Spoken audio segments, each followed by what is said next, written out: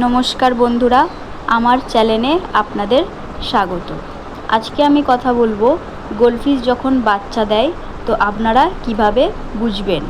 প্রথমত আপনাদের যে গোল্ডফিশ আছে গোল্ডফিশের শরীরের আকার লক্ষ্য করুন। দ্বিতীয়ত স্ত্রী গোল্ডফিশ সাধারণত পুরুষ গোল্ডফিশের চেয়ে বেশি গোলাকার হয়। যখন আপনার স্ত্রী গোল্ডফিশ বাচ্চা বা ডিম দেওয়ার প্রস্তুত হয় তখন তাদের পেট আরও বড় হতে পারে এবং বাইরের দিকে বেরিয়ে আসতে পারে। এবার আপনারা পুরুষ গোল্ডফিশ ও মহিলা গোল্ডফিশ কিভাবে বুঝবেন। পুরুষ গোল্ডফিশ সাধারণত লম্বা টাইপের হয় এবং ওদের পেট লম্বা পাড়াই হয়, আর মহিলা গোল্ডফিশ গোলাকার হয়, ওদের পেটটাও গোল হয়, ওদের গোটা শরীরটাই গোলই হয়, আর ওরা খুব একটা বড় হয় না। আপনারা এখন স্ক্রিনে যেই মাছটাকে দেখছেন বা যে গোল্ডফিশটাকে দেখছেন এটা হলো একটি পুরুষ মাছ। আপনারা দেখে বুঝতে পারছেন যে এটা একটা পুরুষ মাছ, কিন্তু এখানে যদি একটা মহিলা মাছ থাকতো তাহলে আপনারা দুজনের পার্থক্যটা ঠিকঠাকভাবে বুঝতে পারতেন।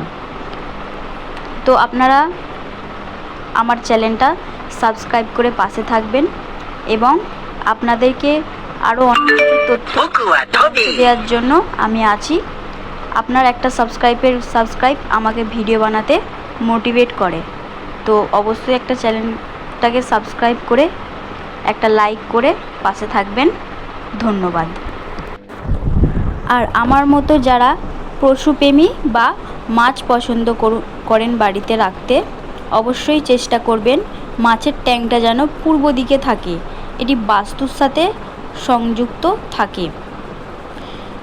প্রথমত অনেকই শাস্ত্রে লেখা আছে যে মাছ বাড়িতে পোষা বা রাখা এটা কোনো খারাপ লক্ষণ নয়, এটা বরং বাড়ির বস্তু ঠিক রাখে। তো আমার মতো যারা অ্যাকোয়ারিয়াম রাখতে পছন্দ করেন তারা এই চ্যানেলটাকে অবশ্যই সাবস্ক্রাইব করে কমেন্টে একবার বলবেন যে আমার মতো কে কে অ্যাকোয়ারিয়াম রাখতে পছন্দ করেন, মাছ ভালোবাসেন, আর কার কোন মাছটা বেশি ফেভারেট সেটা কমেন্টে জানান।